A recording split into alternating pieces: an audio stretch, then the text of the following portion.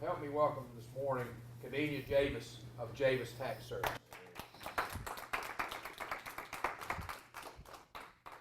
Am I good to stand here? Good morning. Good afternoon, everyone. Thank you all for inviting me. Along with me is my better half, Mr. Christopher Javis.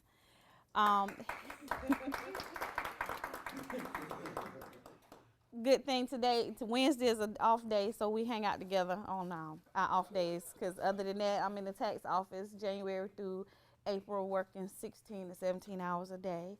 Tell a little bit. This is an entrepreneurship class. Club. Okay. What are some aspirations that you have? I just want to hear from each one of you. Little icebreaker.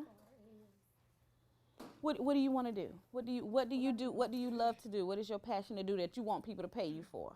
Well, I mean, I like people and kids, but as for right now, me and my family, we have a popcorn business. Oh. Yeah, we had just about every type of business you can think of, but we own popcorn right now. What's the name of it? Carolina Kerner. In Greenview Shopping Plaza. I've been there. My daughter visits there frequently. We see the green bags in her room. And hot dogs. Yeah. Awesome. That is a great niche. Great niche. Yes. Now I got an inside connect. Okay. You, sir? Yes, ma'am. I want to open up my own bail bonding company. Bail bondsman. Yeah. People always going to break the law. They're going to need you. Only if they get caught. That is a good business, though. You know. Everybody's guilty. So That is true. That is true. First employee. you can be my first employee. You, Exactly. you, sir? I plan on, I don't know, like thinking about doing my own private security agency. Something like neighborhood security or It can be neighborhood security, or it can be security directed to certain schools or campuses, public. protective agency type Protective stuff. agency. Okay. That is great. And you, ma'am? I'm not really sure yet. You're not sure yet. What are your hobbies? What do you like to do? I don't know. Not a whole lot. Because believe it or not, most entrepreneurs, what they get paid to do started out as a hobby. And it started out like that for me as a hobby. I graced these halls myself between 96, 97. I did the majority of my caseload at the airport campus. I wanted to be a dentist at first. And then they put all that math before me, and I was like, I'm not setting myself up for failure. So I changed my major to accounting, ironically. Now you gotta smell people's breath. Yeah, you do. I mean, with every occupation, you got your pros and your cons. Every occupation. Because I still have people before me, I have to smell their breath too. So it's all good. You don't gotta be in their mouth. And you, ma'am? I would like to invest in stocks, personal investment. Financial advisor. Not necessarily financial advisor, because when you're advising other people's money, Mm-hmm. you really cannot take the risk that I want to take. Financial planner? Personal investment. So I want to be an investor, but what I want to do is protect my money that's coming in and keep Uncle Sam's hands from getting into it. Some tax sheltering. Legally. You and I could collaborate on some things. Okay? And you, ma'am? I am working on a project for low-income housing. Okay. That is wonderful. Something with like housing authority, the urban development. It will be a collaboration of the two, partnership per se. There's a little bit more in depth that I'm like sheltering, but which is a little bit more in-depth information. But primarily, it will deal with low-income housing and creating a working class community. Okay. So you have your guidelines. I have For my the guideline- applicants? Amazingly, I have my guidelines before I have my business plan. Okay, and that was going to be my next question. Who all has a business plan for their their business that they want to get paid for, the service that they want to provide? That was something that, ironically, this is my 17th year doing taxes. I didn't get the business plan together till I was a fast track student.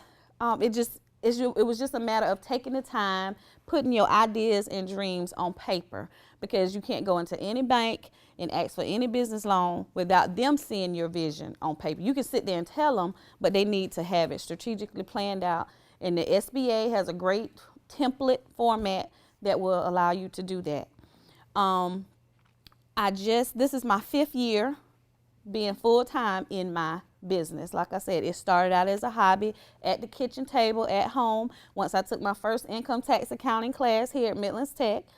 And, I had gotten married in 95, and me and my husband went to one of the big threes, the franchises, and the fee that they charged I thought was ridiculous. And of course we had to pay, and I'm like, it's got to be something, it's got to be a better way. So of course, when I took the class and learned all the ways to maximize deductions and credits that we had allowed, it was a better way. And then one of the things that I learned about the franchises, they hire people in October, and nothing totally against that. They train them on their system, and then they fire them April 15th. So that was another niche with my business that I wanted to, whenever I was allowed to be able to open it full time, to be open year long. So when clients get letters from the Department of Revenue or the Internal Revenue Service, when they come back to my office where they got their taxes done, they don't see a sign on the door saying, we're closed after April 15th. Call this number. Someone will return your call within 48 to 72 hours. I just didn't feel like that was good customer service. But like I said, I started out at the kitchen table doing taxes, and then as years went on and I continued my education, I left Midlands Tech, transferred and went to Limestone College and got my BS in accounting, and then I went on to Strayer University and got my MBA. Worked for the IRS. Thought that was my dream job. It took me 5 years to get into the federal government on usajobs.gov. Took me 5 years to get an interview. Finally got it. You know it very well. It's not easy to get in. I got in. It was a lot of travel involved because every time Congress meet, and if you work for the Department of Treasury, you have to go train on those new laws and tax laws and everything that goes along with it if you work for the Department of Treasury. So having that, my life went from being a mother of 2 to a mother of 4 because I had twins the last time around. I had to make a decision in my life. I'm working full time, I'm doing taxes. Now my life has changed from being a mother of 2 to 4. So, with the support of my husband, I went ahead and resigned my full-time job, and this is my 5th year full-time, and we have grown exponentially since I'm able to dedicate 110% to my business. Sometimes I know starting with businesses, you have to work your full-time because you got to have the resources from your paycheck every 2 weeks. You just do. I was in banking and finance before I, got on with the Internal Revenue Service, but there will come a time where you're going to cap off. You're going to be like, okay, it's been 3 years and I'm still making the same thing with this job. And that's because you're not there. And nobody's going to treat your baby like you treat it. I have a staff of 4 full-time employees now and 5 part-timers. But nobody is going to treat your dream and your vision like you. But what you have to do is mold them, train them, and cultivate them into the culture that you want. Because it's going to be a time, and I learned this in my fast track class, you have to have an exit strategy. You can make all the money that your heart desires, but if you working 20 to 60 hours, 20, almost out of 24 days, I worked 17 hours last Tuesday, and that was not a good thing. You have to learn to be, as Tom say, the CEO of your company. But it's hard when you love what you do. I love preparing taxes. I love reducing the taxable liability for the community, for clients. So it's just, you have to find a balance. I will tell you, like I said, that business plan, also looking at your finances of your company. When you get in the hustle and bustle of work, doing the popcorn and doing the investments, you need to see how much income did I bring in this quarter. You may not be able to look at it every week, but at least sit down. I suggest every month. But sometimes when you get busy and you get more clients, that monthly becomes a task. But every quarter you got to sit down, have a financial statement, or have a bookkeeper. If you're not able to do your books, you need to invest in your company. I know when you're starting out firsthand, a lot of people can't afford a $400 a month bookkeeper as a retainer. You can search around and get some that are cheaper, but you have to communicate with your accountant to let them know, hey, it's only me. I only have 1 employee. So is there any way you can work with that budget for us? And that's another thing that we pride ourselves into. We look at the finances of the company. We look at how many employees they have, and then that way we can determine, okay, how much time is going to be entailed in keeping that person's books, so that when the time comes and they want to go out and purchase a building, or you may need to purchase equipment. I know you all probably have very expensive equipment with the popcorn, Popcorn equipment probably cost us about $90,000 and you all had to finance it, right? out of pocket. I mean, but you financed it. You had to go to a bank to get a loan, so you had to go with the business plan, right? And because if you didn't have that business plan and they didn't see what you was gonna do with that $90,000, you wouldn't have gotten it. And the same thing with you with the bail bondsman's company. You know, you may think I just need a place with a computer and a printer. You're going to need a extensive phone line system. And Spirit Communications, I checked into them. It was like the cheapest plan was like $500 a month. I'm like, really? No, I don't need that much of a phone plan. But it's just everything to the paper. You know, in my occupation, we go through about 80 cases of paper. I didn't realize how much paper. That's the bulk of my business, because every file is about 20 to 25 papers, you know, even front and back. So paper is the bulk of the tax office and the bookkeeper, because I got my business clients. I need to give them their financial statements. Even though we are electronic, a paperless office, you still have to have tangible documents to give that client for when they want to take it to their bank. And another thing, Fast Track opened my eyes of what was, I just, that exit strategy. I never thought about, what am I going to do if I close my eyes tomorrow? What will my husband be faced with? You got to think about that. A lot of times we don't want to talk about death, but death is real, you know. As we were born, we shall die. So you got to think about, who do you want in place? Who you want calling the shots? Who's going to be your CFO? Who's going to be your COO? You know, answering the questions. And of course, I have a supervisor that knows the interactions or operations day to day. But, you know, if something happens to me, my spouse will be the next one in charge of the business. Are there any questions? I have a question. Yes, ma'am. I'm more so focused on all of your services outside of just preparing taxes. Do you actually also look helping other businesses with a financial plan? Yes, ma'am. Creating that financial plan. And I'm just started being able to do that these last 5 years that I went full time. Offering bookkeeping, accounting, and payroll, sitting down, analyzing, and doing a strategy plan on where you are now, where you want to be 2 or 3 years from now, the products and services that you're going to offer. Sometimes we might have to scale down in the beginning, you know, but then with the housing thing, yours is pretty big. Yeah, yours is extremely big, because you're talking thousands of dollars for one person. So, you definitely, but yes, you definitely come see us. We will definitely help you. We do business services A to Z.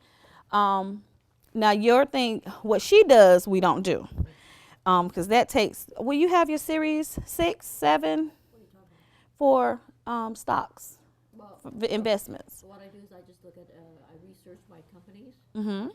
and I have a certain parameter that what I'm looking for, because my objective is never to lose my principal. Okay. Make as much money as I can, but never to lose my principal.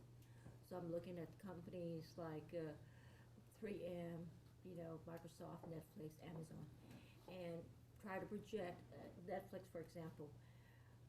You look at the younger generation; they're very interested. I mean, they're looking at their phone, they're watching movies.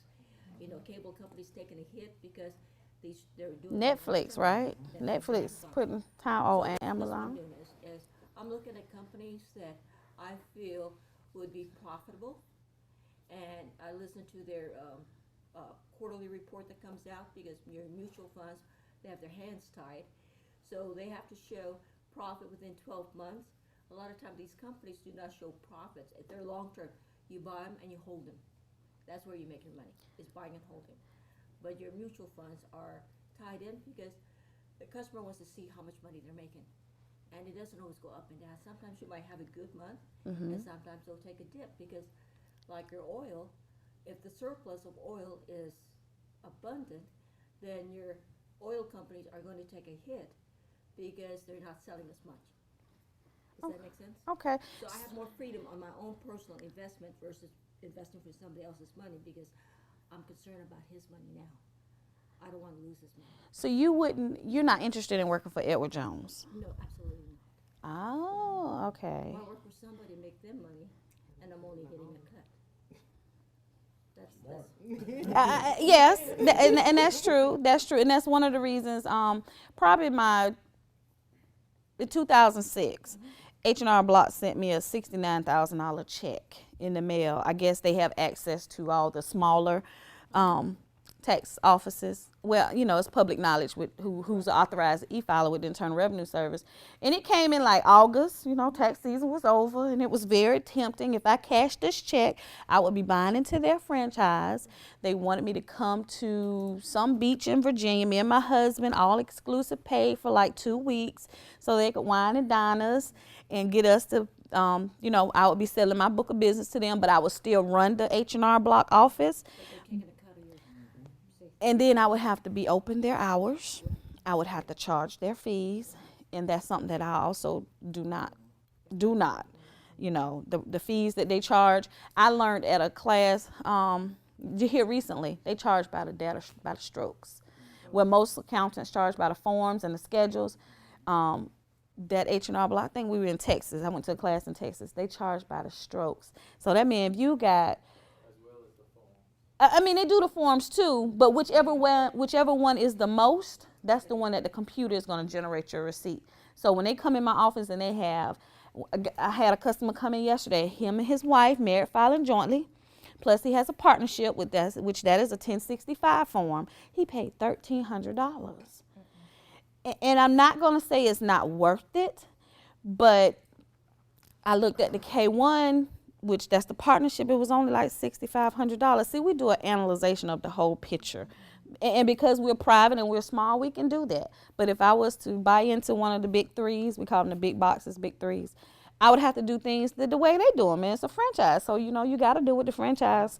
Yes, you have the support. Yes, you have the marketing, but you don't have the closeness. I remember being a little girl going in Jackson Hewitt with my mother. It was not kid friendly, people look at, can you get your child, because, you're antsy. Children are antsy. So I have children. So I got toys for the children. We got snacks for the children because parents are working. They're coming in the afternoons to get their finances done. So they may not have had time to grab, McDonald's or something for their child. So it's just the little things that we make it personal at the office that I want to keep that way. So I pray that I never be in a situation where I have to sell my business to one of the bigger franchises. Question for you. Yes. You mentioned how you actually set yourself aside outside of the box of other companies as far as with the children and the toys. What other things that you do to make yourself stand out? Because as there's an abundance of tax service that are available. So that is what true. would make an individual pursue you more so than going down the street? The customer service that we offer, and one thing about me, we have about 2,000 clients, and even if you don't sit at my desk, all files go through me because that is, like I say, my EFIN number that we file to the Internal Revenue Service. So I know that name, and even while I'm working with clients, I'm up and I'm walking. When I see new faces, because this is something we did and implemented this year that my husband bought in, new clients get a yellow info sheet when they're coming in. Old clients get a green info sheet. Everybody has to fill out an info sheet every year because people move, people close bank accounts, people change cell phones. So we got to capture some people. I've been coming here 10 years. I still got, yes, ma'am, you got to follow the rules. We got policies and procedures in place. Don't change your policies and procedures for the consumer. The consumer has to abide by yours because that's the way you do business. And it keeps down on mistakes and accidents. You accidentally send it to the account that you had with your husband last year, and this year y'all not together, So, and then so as I'm walking around, I can see, oh, that's a yellow sheet. That's a new person. Let me see how they found out about us. And shaking their hand. And I thank all my customers. Thank you for supporting small businesses. American Express has Small Business Week.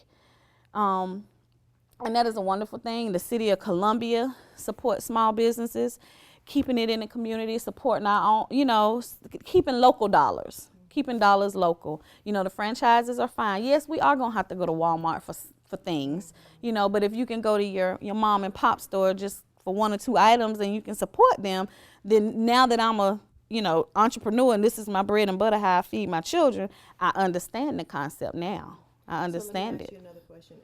And in the area that your offices are located at, do you and other businesses form a partnership to where you are Doing business with one another. and then It's- keeping that family unity like? Yes, I'm in a format? plaza, Sesqui Center. It's off of Two Notch Road, right before Maurice Barbecue, right before Sesqui Park. So there's a nail shop there. She's Asian. Her name is Milan. I love her to death. Me and my girls go there and support her business, and I do her and her staff. There's a karate place. There's a dry cleaners. There's a copy center. We are like family in that plaza, and that makes a difference. And when we open the next, because we do have plans of opening other branches in franchise. Not per se. I've talked to an attorney. We're not gonna franchise, but expanding and having multiple offices. I want to look for something like that in a plaza. Of course, I want my headquarters to be in a standalone building. That is in my 5-year vision, on paper, goal. But Galactic headquarters. yes, sir. But for walk-ins and for safety reasons, because we're during tax season, we at work late at night, but it's okay because I got a fitness studio. They normally come in 5, 6, 7 o'clock. Then we got the karate place that's there in the afternoon. So it's, for safety reasons, I like being in the plaza as well.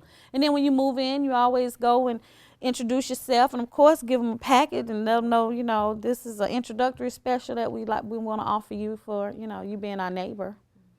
You all in a good spot with the popcorn. I grew up in the Greenview community, that community kind of evolves and has taken care of itself for years too. You in a situation, as long as you got a phone line, you can be anywhere. Exactly. You can be anywhere. Exactly. They'll be looking for you. I'm very smart. What other questions we have about being an entrepreneur? And guess what, guys? You have to pay yourself. But believe it or not, when you were talking about the 3 years, every business, and I'm talking on the IRS revenue agent side now, the first 3 to 5 years, they know that you're going to have plenty of expenses and your income may not come in right then like like your projections would want it to be on paper. But that's okay because you're growing. But after year 5, and if I was the IRS agent, I come audit you and you still taking losses on your taxes, I'm going to recommend that you shut that business down and start something and try something else because this is not working. If you're not making money by year 5, you probably won't, but you never know. But you would know that by having the caption of doing it every quarter. If you're looking at your finances and you say, okay, I took in $20,000 this quarter, I only spent $5. That's a good quarter. Right now, under Bill's bond. Okay. But also, you also have to look at your projections for your yearly plan. It's not just for whether or not there is a loss. It also helps you to direct yourself as to where you're going and how much income, how much revenue you're actually bringing in as for that growth, for those terms of 5 years, 10 years. Should I move forward with opening Another office. exactly? Should I look at another area? So it's not just for that. I'll stick to one office. Well, you stick with one office, but I have moved multiple times because of the need of a lobby, the need of your friends and family going to refer other people. When I first started out, and I always tell the joke, I say my husband put me out the house in 2006. It's just a joke because clients would bring their W-2s to the house. And one client worked at UPS, got off 12 o'clock at night, came and put the W-2 under my doormat and rung the doorbell. And Mr. Javis was not too happy. He said, "You got to get out. We got to find your office." Your home is your home. Exactly. Separate business from home. Exactly. But most people have home offices now. I don't knock that because I have a lot of clients, therapists, and just any different people. People selling Avon and Mary Kay, they have an office set up in their home, and there's a deduction for that too. But dealing with money and the tax business, and it was just time for me to get out because I capped my clientele because everybody's not going to come to your home. No matter how legitimate, no matter how many business licenses you have, if you don't have a brick and mortar on the outside, they look at you as not being real. And you just as real as you want to be with your home office and, you know, everything, your business licenses, but some people just don't take you as serious when they come to your home. So I moved to Trentham Extension on Scotsman Drive. It was a small office, 250 square feet. I could get nothing in there but a table, 2 chairs, and me. But that was, you know, that was my start. My office space was $250. That was very affordable. I was still working, you know, life still going on. And then when it got to the point where, because it was like a common area where you shared with other people with office suites, my people was taking over the common area, so they were complaining to the landlord, she needs to move. So I had to look for another office. And I have since then moved like 3 times.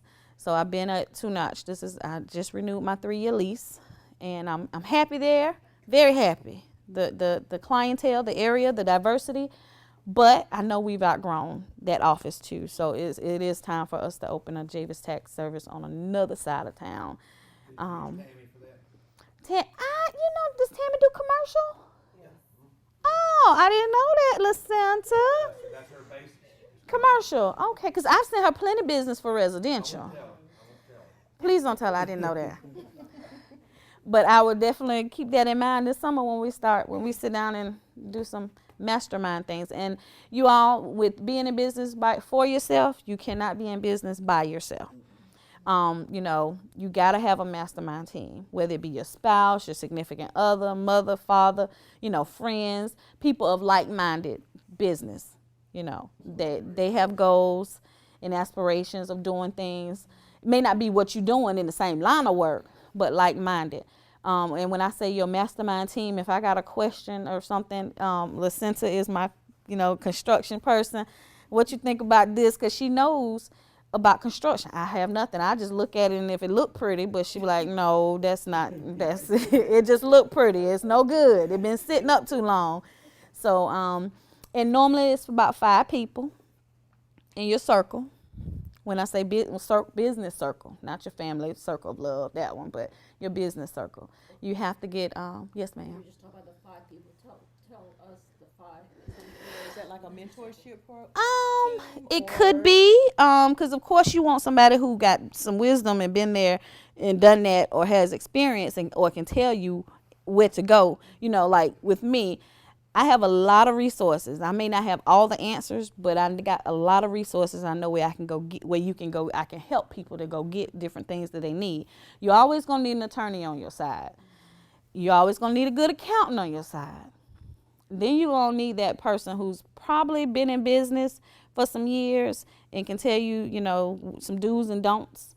And then I like to have 2 people that don't know nothing and don't like nothing about taxes, because they have a different view. When you present something to them, they have a different view. You get somebody who do the same thing you do, y'all think alike. So you can learn from that person, but things are limited because y'all thinking alike with money, And one thing I learned too, being in business, a lot of people think when you're in business, you got a lot of money. Not to say that that's not true, but most of the time, the same money you made on a W-2 job, you just a 1099 employee now. You're just doing what you like to do for yourself.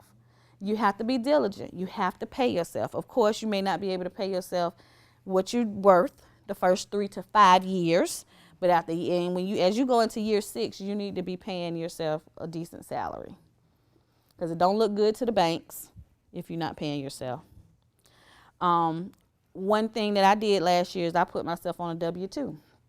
It helped me as far as budgeting and managing, and also it's done. I know what it's going to be. It's done. Now, of course, you own the company if you need a company draw, but that's the business money. That's not your money. That money is for the business, incidentals, your equipment breakdown. You may have to go and get a technician to come and fix that $90,000 equipment. My computers might get a virus that I can't just get an antivirus to take off. I may have to go buy a new computer. So if you're using up all of your resources, then what? And then it's going to come a time you're going to want a line of credit. You're going to need a line of credit for incidentals. You may want to do some major advertising. You may want to do billboards. You may want to buy you a van and wrap it. That's the new fad now, putting your business on the vehicles, wrapping them. You always need a website, because everybody, like, we serve clients in 31 states. Some of my clients I've never seen, but they can go to that website and see what our products and services are. We have a presence in the social media, World Wide Web, as you say, and of course we got college interns who manage the Facebook, Twitter, LinkedIn. I won't have time for that. Because they love it. They do. They love it, and this younger generation, anything electronic. Let's see, what else? We covered our business plan, our exit strategy, paying ourselves, and you can. Go ahead, huh? I want to chime in on one question that you had in reference to how do we build with the clientele. Our strongest builder is education. Educate each and every one of your clients. That's what's going to separate you from a lot of your competitors. Make them extremely knowledgeable of what you're doing. Extremely knowledgeable. Make it plain Jane. Whenever they walk away, they know exactly what was done. It's very important. And I will say this, perfecting your craft, knowing all that there is to know about your industry. People ask me, did I watch Scandal or did I watch Empire? No, but I can tell you what was in accounting today. I can tell you that Obama has extended the health care for people who did not sign up by February 15th. March 15th is coming back out to April 30th. And that's a part of my field. I got clients who need that help. So I'm glad that I got that message yesterday from my insurance guy. He called me, he's like, Kadenia, those people who got to pay that penalty, we got some help for them.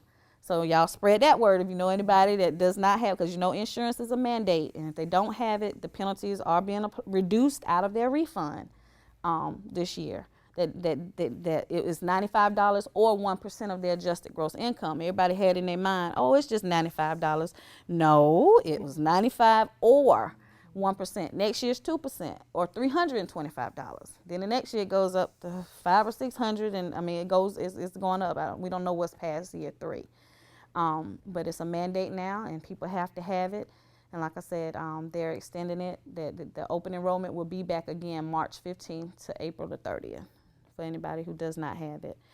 Tax laws, every time Congress meet, something changes. Of course, the healthcare industry this year, people have a lot of questions. A lot of people didn't have it. They came in the office, told us they did. They had a copy of an insurance card, because now we have to get that for the Internal Revenue Service. I'm like, can they throw a little extra tab on us for doing their work? But, and of course, the insurance was expired, so it's holding up their refunds. And they telling me they need their money back because they paid me for electronic filing. No, you paid me to provide a service for you, and we asked you our due diligent questions about your insurance. Ma'am, your social security number is a verification number. They're going to find out that you had expired insurance. So because you didn't tell the truth, then they're going to hold up your refund of the amount that I sent in, and they're going to take out their 1% or their $95, which may be an extra 6 to 8 weeks. So those are some issues that we got going on now. Yes, sir. You got your mouth open back there.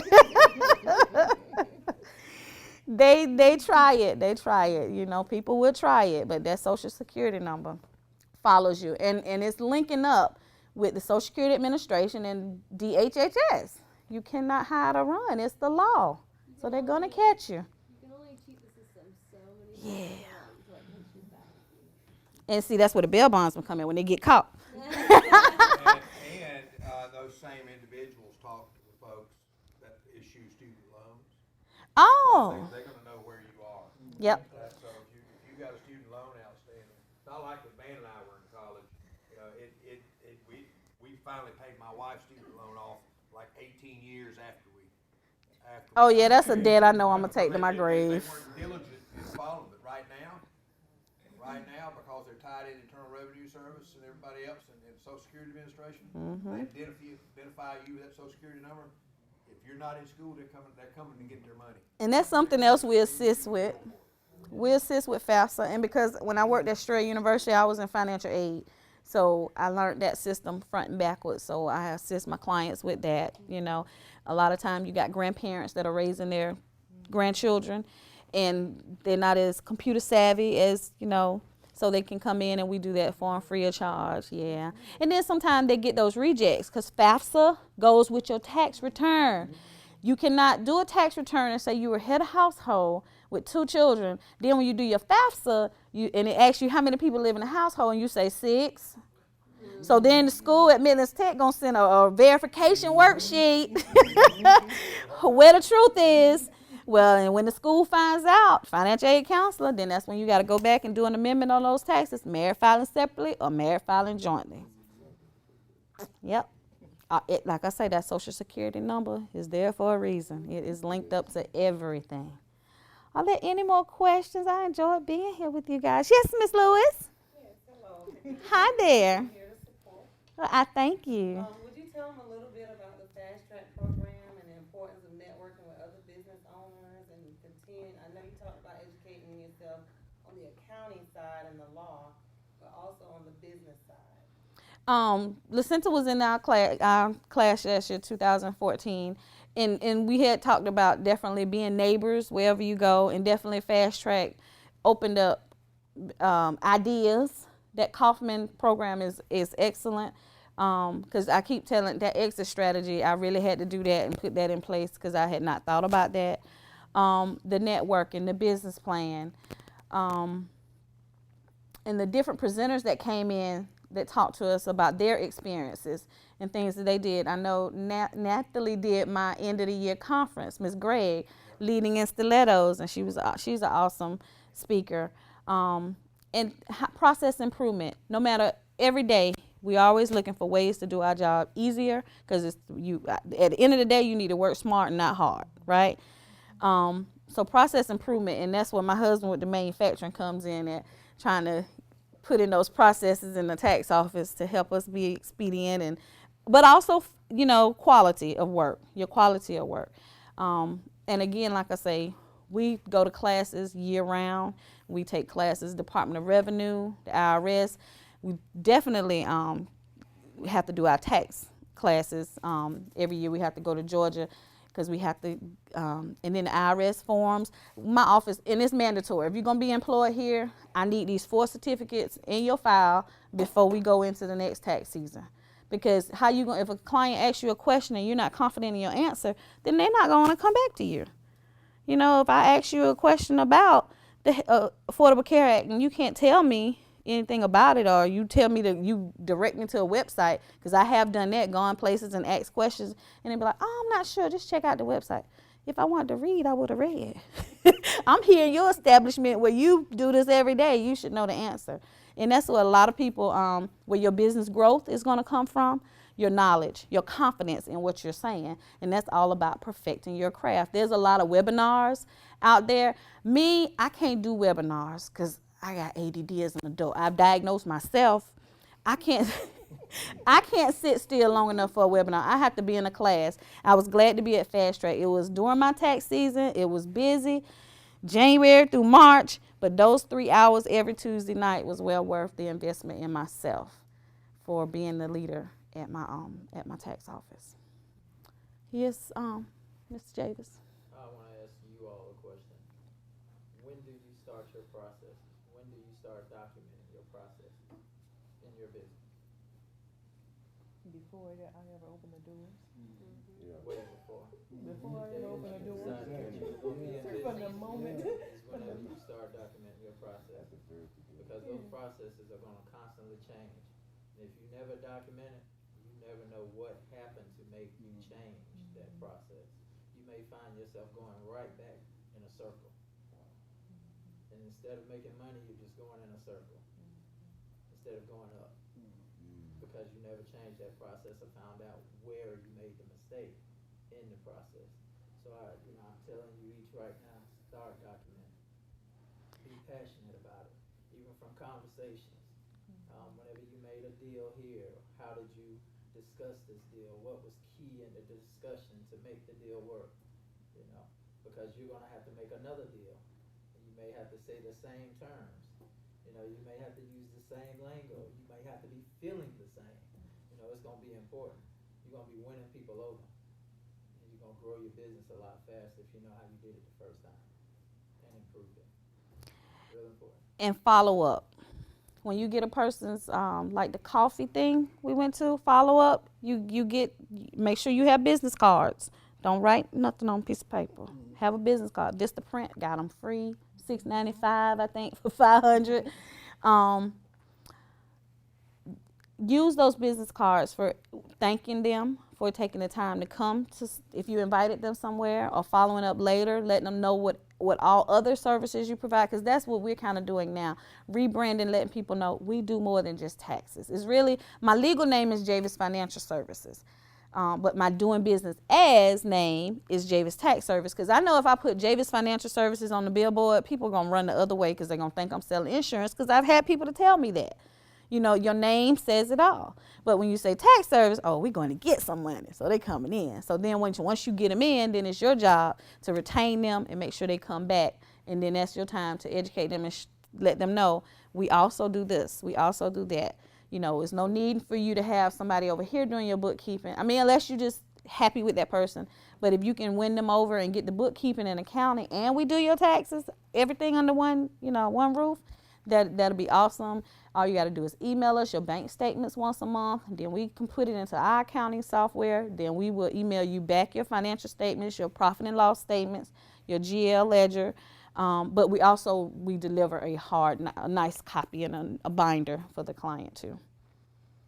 Mr. Ledbetter, you had your hand up before Lucinda. I'm sorry. What I was gonna ask. Yes, Miss Cat. I wanted to ask you again, can you reiterate about the coffee thing that they have over At Cromer's. because a lot of our students don't know about that. What is the 1 million cups. 1 million cups? It is a networking, but it's also inventions. Mostly students, right? Well, this is a Kaufman package again. So it's either the same people that do Fast Track.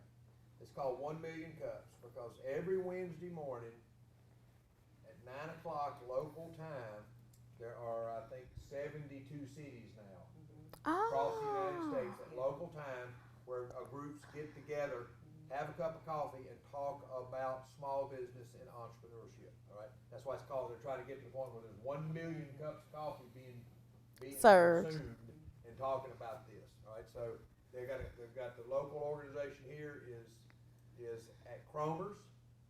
It's down at it's the section or intersection of Huger Laurel Street and Hugie. right there on the corner. It's in the same building as Cogdill Carpet, right there on the corner. They've got a coffee shop in there, and they'll pack it in. They'll pack them in there on Wednesday morning at 9 o'clock. It starts at 9 o'clock. You have 2 presenters. You present for 7 minutes, and then you get 20 minutes of questions and answers, and a 3-minute changeover. Then the next presenter gets up 7 minutes, 20 minutes of questions and answers. And the room is full of people who are interested in what you're doing in your business, and are also there. There's many what I call dot connectors sitting in that office. One of which is me.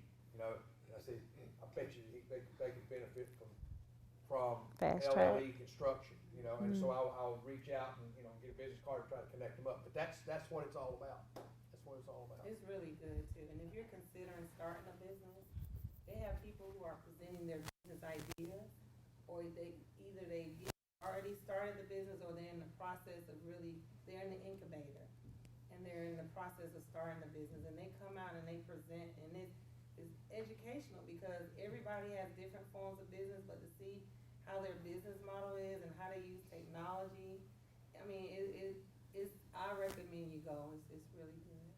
Yes, sir. I wasn't able to get there this morning, but 2 weeks ago, the gentleman, the Granger son that runs Circa 1331 up here across the street from the clothing store, had a young lady with him. And this young lady started out, she's got her own designer clothing line now. When she started out, she knew nothing about patterns, she didn't know how to sew, she didn't know anything about materials. She is now she's making men's denim clothing. Blue jeans sell for $450 to $700 a pair. At where? Here? No, she retails. She is a supplier to Circa 1331. She makes the clothing, or has people make the clothing, and she retails them through Circa 1331. If I told my wife I spent $450 on a pair of blue jeans, I'd get buried in them. Right? I bet you would. $450. And you guys, I see that Midlands Tech has a new brand, Yes, we do. new logo. Branding is so important with your business. And I think statistics show that a person has to see it 20 times to put the two together with the service and the product that you. So you got to be consistent, because if they're going to see it 20 times, they need to see the same thing 20 times. You know, whether it's whichever outlet you choose to do your marketing. And you need to be diverse when you market. You need to market in print, ad, and radio, because people hear, people see, people read. But not everybody reads. Not everybody look at TV like me. I don't see commercials too tough. But I do listen to the radio. So that's why you have to be diverse in your marketing. You can't just say, well, I'm just going to give out business cards, because you'll be doing a lot of work if that's all you're going to do. And I had a realtor. Go ahead, darling. No, I had a realtor to tell me this. He said, in order to make money, you have to spend money. But when you first starting out, that's a lot. You know, $1,000 for a billboard, that was a lot of money for me 10 years ago. I can do that today, but I couldn't do that 10 years ago. You have to understand, Tom buys business cards by the case. I go for 250 a quarter. Really? But you out and about too, though, Tom. You do a lot of networking. And that's what you're supposed to be doing. And you know, I'm doing more of getting out of the office now since Fast Track, because I sit at that desk and key them numbers and crunch them numbers. I love my job. I really do. But I'm doing better. I am doing better. What was you finna say, huh? No, what I was going to say is that one of the things that I'm finding with Midland Tech students is that they're forgetting the fact that they are a brand. We are not branding ourselves. It does not matter that your company has not jumped off the ground as of yet. What we fail to look at is that we know where we want to be at, but we're not marketing ourselves to where we are going. And so I think, you know, you two, the one thing that I see that you already have, everybody on campus need to know, I have popcorn. You need to be coming across town to Greenview Plaza. This is where I'm at. And then pushing that, this is where I'm going. You're going to need help, because guess what? If you're going to one of those USC games, here's my card.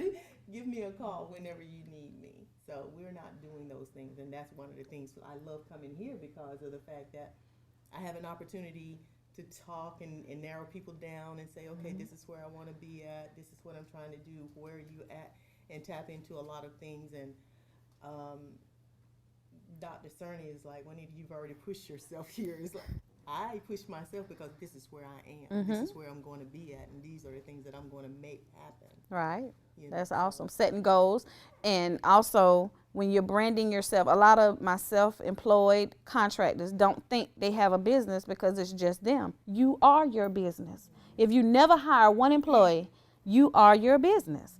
So you are a business, and I'm gonna need you to get a tax ID number. So when they ask you, when you get contracts and they ask you to give them a W-9, you're not putting your social security number on that W-9, because so much identity theft goes on nowadays, and people just, you know, haphazardly leave papers on desks, and there's your social, your name and address. So that's one of the things I do recommend you getting for your business is a tax ID number. It's free of charge, irs.gov. If you need help, stop by the office. We'll help you get one. Yes, Mr. Javis. Real quick, what is your first brand? What was each of you individuals' first brand? What was your first brand at the table? What do you mean? What was the first thing you ever branded that you should have? Yourself, your name. That's what I was thinking. I'm like, too. you? That's what I was thinking. I'm like, me? It's you. Well, see, I mean, I had to hesitate because I'm a mom and I'm a grandmother. So basically, when you're a mom, the children brand you as. It is you. I know. If you've never done it, go this afternoon and Google yourself. Ooh, you'd be surprised. Mhm.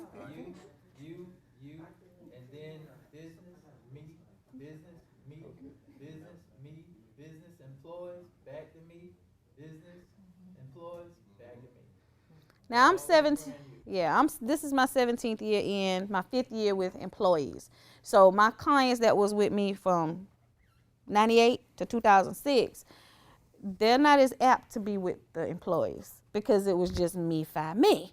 So we're having to condition them now. Listen, you, no matter who you sit with, we have a process. They do your data entry, give you your numbers, but they're all registered, licensed, and degreed too. And sometimes it works over well. They'll be like, oh, she gave my numbers. I'm happy, good. I'll be like, yes.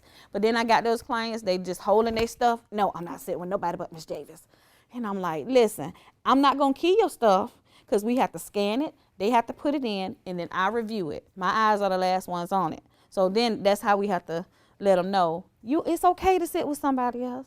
And trust me, she ain't my entourage. He better be as good as I am because they wouldn't be here. So, and that's another thing. As you grow, you're going to have growing pains. Lord, you're going to have growing pains.